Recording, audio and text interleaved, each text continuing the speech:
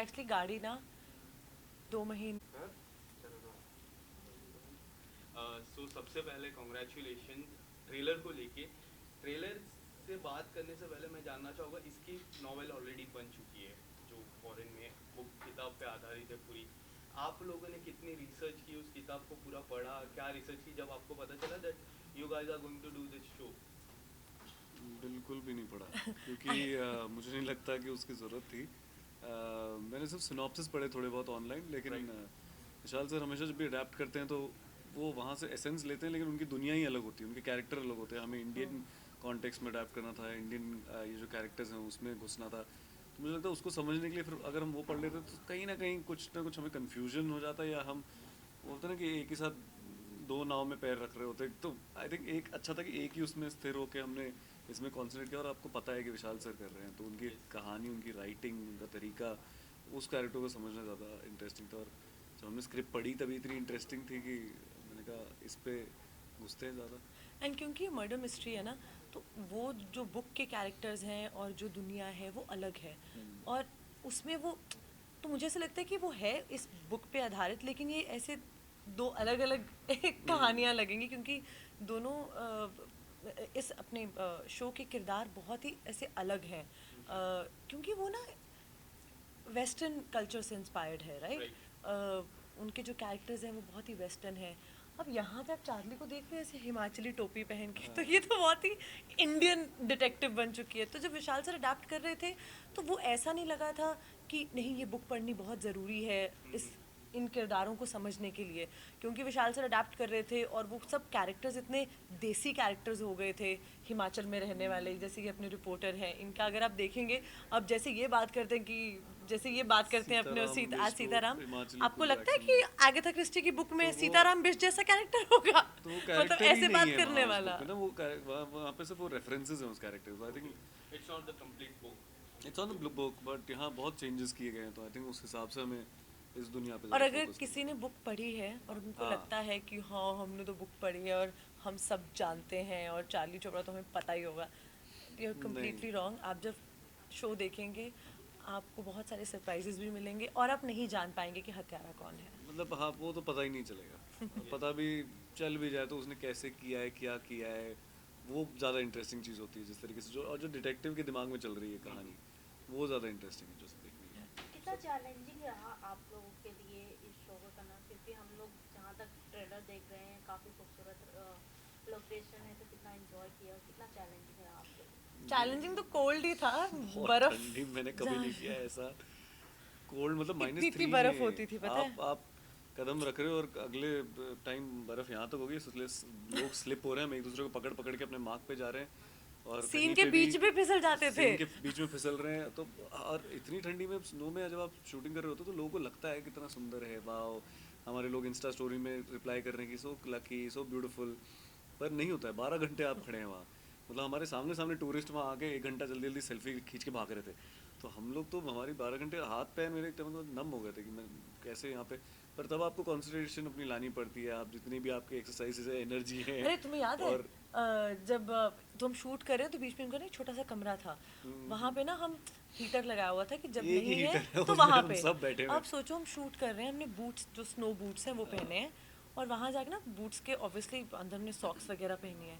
तो इतनी ठंड में वहाँ जाके मैं हीटर के सामने अपने पैर ऐसे सामने रख के कि पैर गर्म हो जाए, आप मानोगे नहीं, ऐसे इधर ये बैठा हुआ ये है उधर, तो मुझे कह रहे ए सॉक्स जल गई, सॉक्स जल गई, और मैंने कहा जल गई कुछ मतलब समझ में क्या नहीं आया जल कि गई, आप इसने क्योंकि अपने कुछ फील ही पैर नहीं हो रहा था। चिपका रखे हैं वहाँ हीटर से ना, और सॉक्स जल रहा है, वहाँ धुआं आ रहा है। और जलने का मतलब तो कि जल गई है जल गए सॉक्स। पूरे सॉक्स।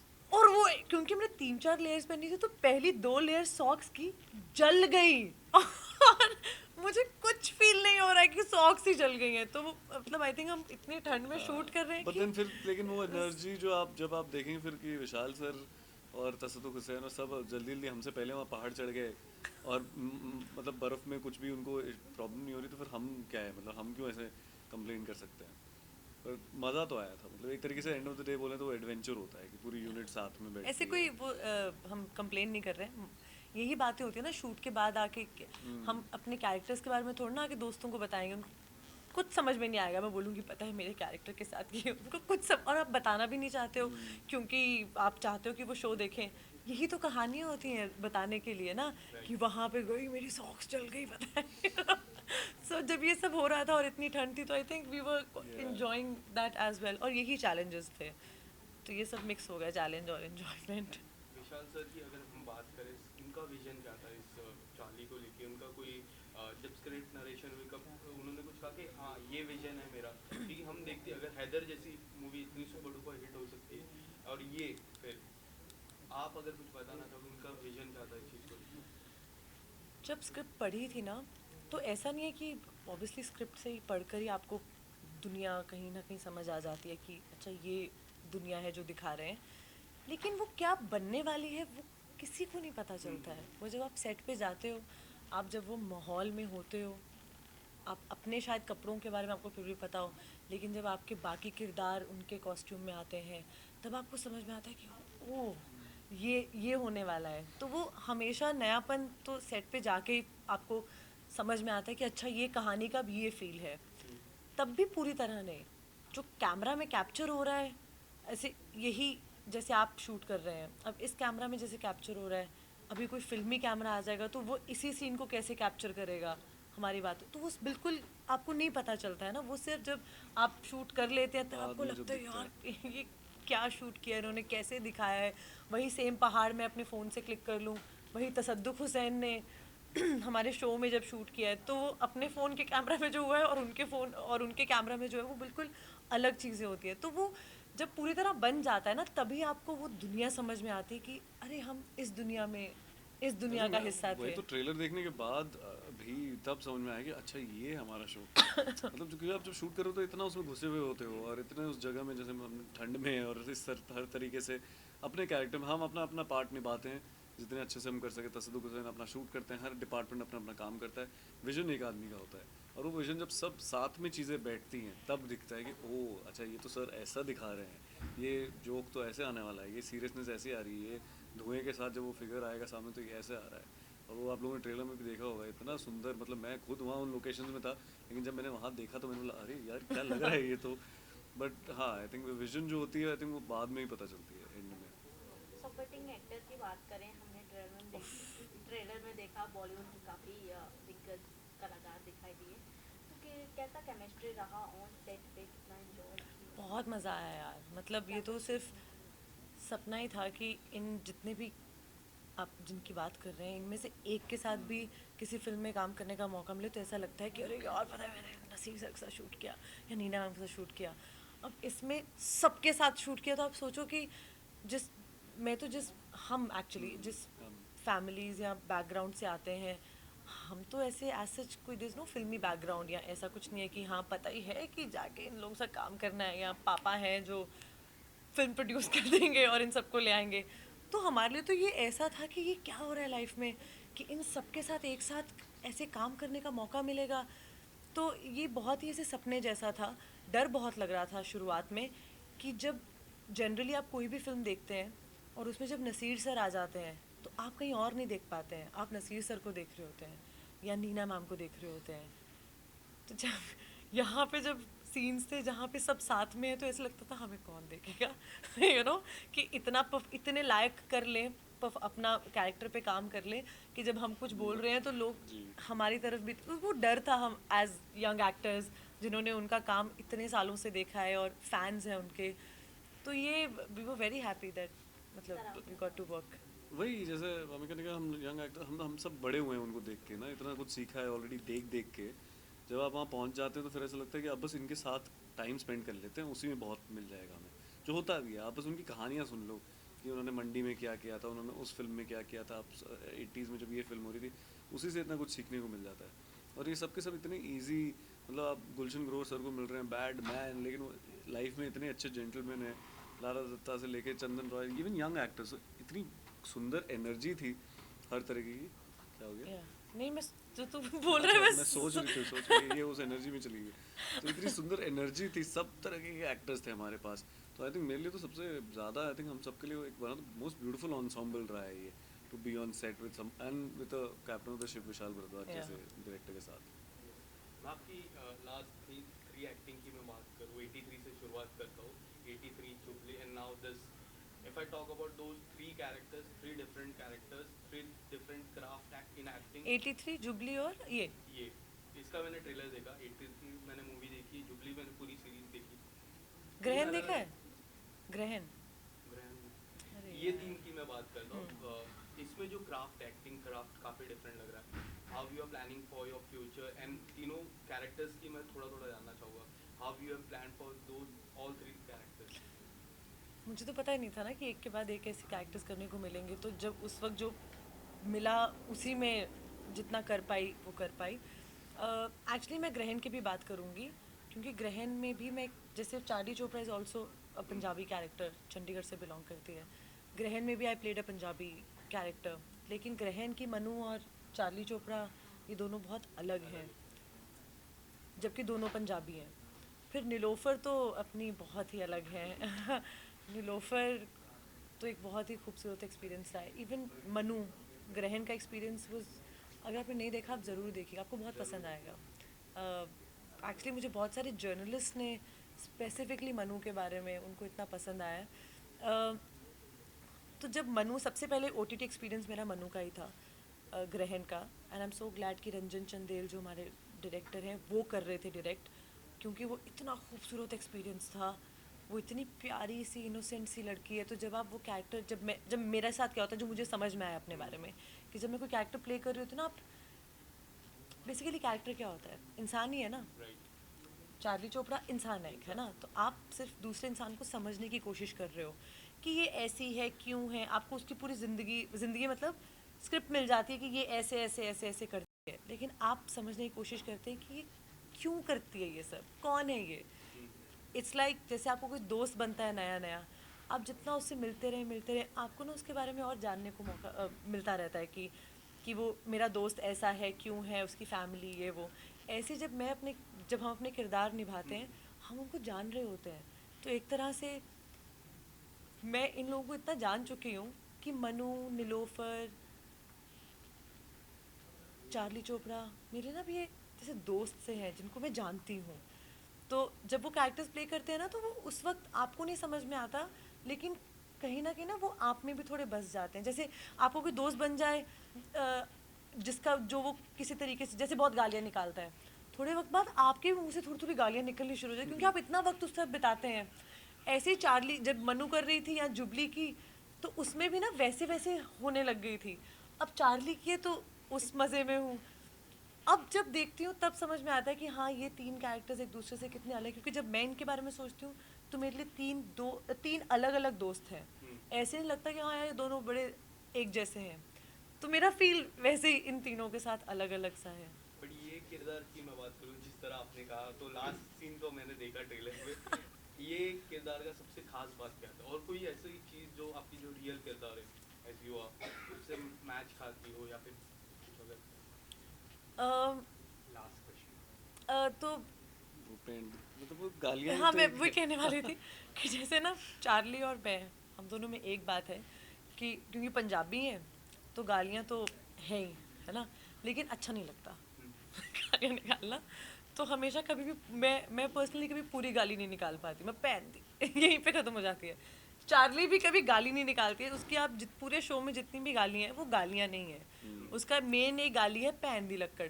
अब उसका कोई मतलब नहीं है, मतलब नहीं है। पहन दी लक्कड़ का कुछ मतलब नहीं है, लेकिन वो निकालती है ये।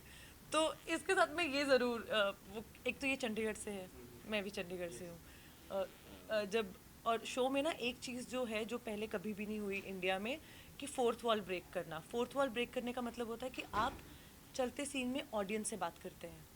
तो पूरे शो में चार्ली ऑडियंस से बात करती है बीच बीच में, और जब भी ऑडियंस से बात करती है तो पंजाबी में बात करती है, वैसे पूरा शो हिंदी में है। तो वो मुझे इतना मज़ा आया ना, मुझे ऐसा लगता है जैसे मैं किसी दोस्त से बात कर रही हूँ, क्योंकि वैसे तो मैं भी पंजाबी हूँ ना, तो जब मुझे कोई कॉल आता है तो मैं तो अपनी पंजाबी में बात करती हूँ। तो जब वो पूरा शूट कर रहे हैं, शूट करते करते मैं कैमरा में देख के से कि बकवास कर रहा है तो मैं ऐसा लगता है किसी दोस्त से बात कर रही हूँ। तो वो ऑडियंस का जो कनेक्शन है, बहुत दोस्त वाला, जैसे बेस्ट फ्रेंड वाला कनेक्शन है, वो बड़ा मज़ा आया, बहुत मज़ा आया।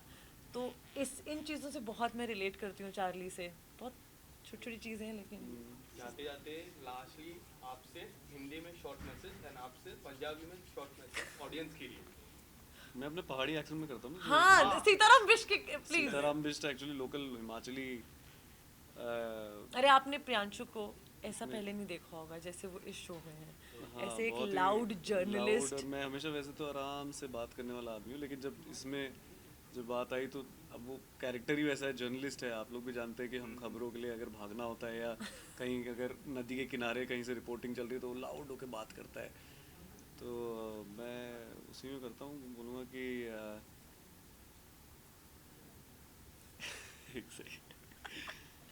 देखिए विशाल भारद्वाज जी का शो आने वाला है 27 सितंबर को शो आने वाला है। हमारे साथ बैठी यहाँ पे चार्ली चोपड़ा से हमने बहुत सारी तो अच्छी तो बातें कर ली हैं, लेकिन इसमें क्या है कि बहुत बड़ी कास्ट है, इतनी बड़ी कास्ट है। इसमें ऐसा ensemble है, इसमें नसरुद्दीन शाह है, रत्ना पाठक है, नीना गुप्ता है, गुलशन ग्रोवर, लारा दत्ता है, मतलब आप नाम ले लो आपको सब मिल जाएंगे इसमें। और विशाल भारद्वाज जी ये गाथा क्रिस्टी की बुक है जी, बहुत बड़ी नॉवल है, वो बहुत लिखती है, बाहर की है ना, बाहर गाँव की कोई। हाँ, तो उनकी नॉवल से इनको अडेप्ट किया हुआ है।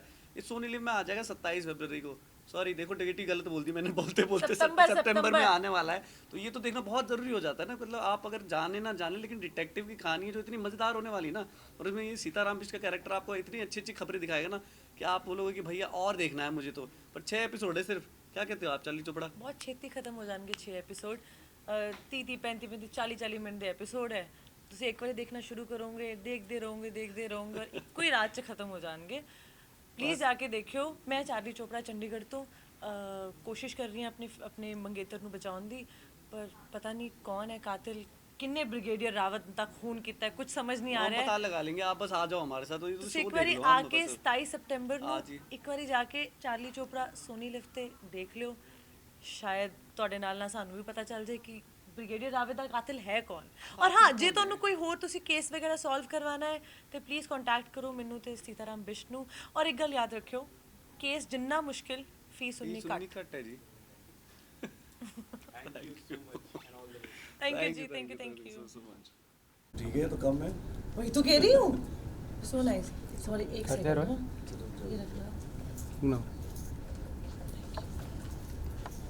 सॉरी क्या I'm so sorry ji.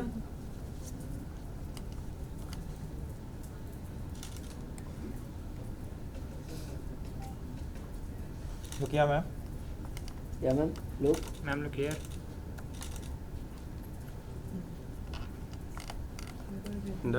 Solo solo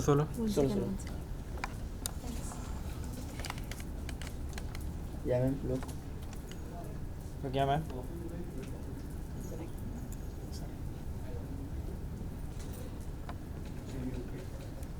ma'am look here.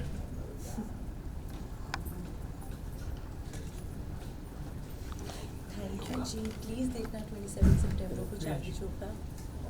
Case जितना मुश्किल फीस सुननी कट। Thank you. अरे हाँ, आपसे बात हुई थी, कैसे हैं आप? Sir look here. सर इधर लोग सर ये और क्या या one more sir look here.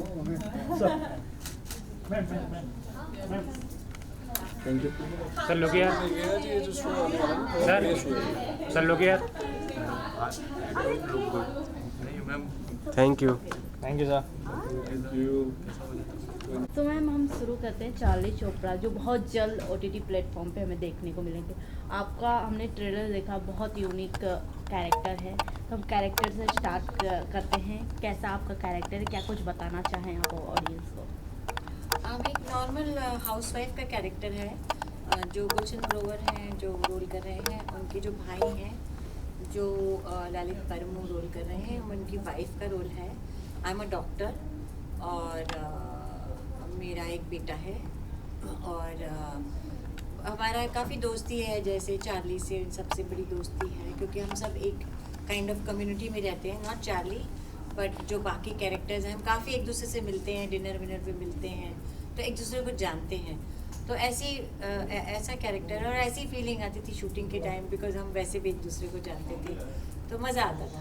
Ma'am जानना चाहेंगे, जैसे कि हमने आपको फिल्मों में देखा है, अब हम OTT पे देखेंगे तो कितना डिफरेंट है बॉलीवुड फिल्म और OTT वेब सीरीज, उन दोनों में डिफरेंस क्या है एक्टर के लिए या एज अ एक्टर? देखिए एज अ एक्टर कोई फ़र्क नहीं है, मैं तो वैसे ही एक्टिंग करूँगी चाहे मैं कोई भी प्लेटफॉर्म पे करूँ, मेरी एक्टिंग तो बदलेगी नहीं।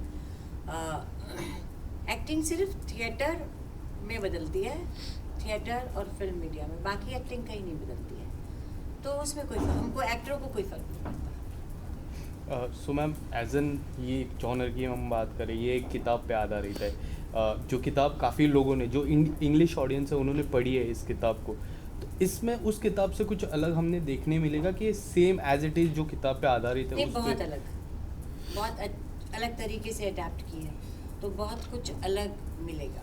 जब आपको पता चला क्या आपने वो किताब पढ़ी, कुछ रिसर्च की? मैंने अभी तक नहीं पढ़ी। जिस कुछ और कैरेक्टर किस तरह है क्या, क्योंकि हम देख रहे हैं काफ़ी सारे किरदार है इर्द गिर्द, तो क्या है एक फैमिली में कुछ हो जाता है, किसका मर्डर हो जाता है, फिर कॉल आता है, तो इसके अलावा आपके किरदार के बारे में थोड़ा सा इन डिटेल में जानना चाहूँगा। बता नहीं सकती डिटेल नहीं बता सकती ना, फिर ये तो मर्डर मिस्ट्री है ना, तो मैं किसी भी कैरेक्टर के साथ बारे में बात करूँगी तो मुश्किल हो जाएगा उसको, मैं कहाँ तक बात कर सकती हूँ, ये बड़ा ट्रिकी सवाल है। एज एन एक्टर मैम, जब मैं आपके दो किरदार की बात करूँ, वध के किरदार की बात करूँ या फिर लव स्टोरी के किरदार की मैं बात करूँ, दो एक अलग किरदार, वध आज तक मैंने उस जैसी पिक्चर मैंने आज तक लाइफ में मैंने कभी नहीं आई देखी। Love it. आपका किरदार इतना स्पेशल था उसमें, एक मैसेज था उसमें, लव स्टोरी एक अलग different character. Tell us something, how do you prepare yourself to different kind of roles? देखो एक्टर का काम ही यही है, अलग अलग प्रकार के रोल करना, नहीं तो अब जर्नलिस्ट का रोल में फिर आपको दिम्मी ले ले, है ना, डॉक्टर के रोल में रियल डॉक्टर को ले ले, हमें क्यों लेते हैं, क्योंकि रियल डॉक्टर की तो सिट्टी पिट्टी गुम हो जाएगी कैमरे के सामने, है ना, तो हमारा ये काम है और हर एक्टर चाहता है कि उसको अलग प्रकार के रोल मिले और एक चैलेंज होता है।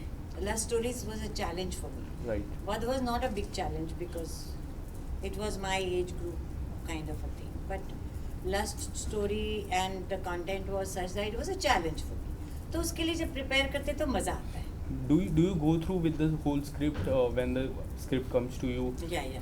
How do you prepare after that the characters? After that actually पढ़ते पढ़ते सामने विजुअल आ जाता है मोस्टली, पढ़ते पढ़ते, और जब आप बहुत एक्साइटेड होते तो इमीडिएटली विजुअल आ जाता है, जब एक्साइटेड नहीं होते तो वो आता नहीं है, फिर आपको ये करना चाहिए कि वो रोल नहीं करना चाहिए, राइट। सो